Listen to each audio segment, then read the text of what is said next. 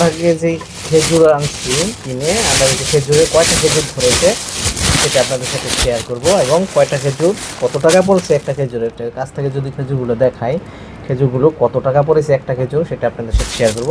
2, 4, 6, 8, 10, 12, 14, 16, 18, 20, 22, 24, 26, 28, 30,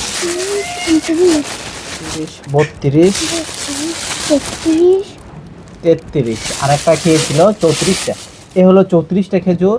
34টা খেজুর হয়েছে আধা কেজি। আধা কেজি খেজুরের দাম নিয়েছে, এটা যদি ধরি শেয়ার করে আপনাদের সাথে, আধা কেজি হচ্ছে আপনার 700 টাকা।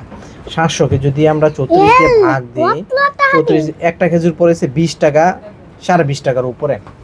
এই যে যদি কাছ থেকে দেখাই, 20 টাকা 58 পয়সা, 58, 59 পয়সা ধরা যায়, ধরেন 20 টাকা 21 টাকায় ধরে নিলাম, বা 20 টাকা।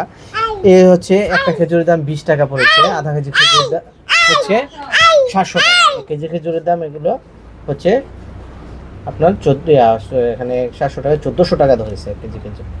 ধন্যবাদ, সবাই ভালো থাকবেন, সুস্থ থাকবেন।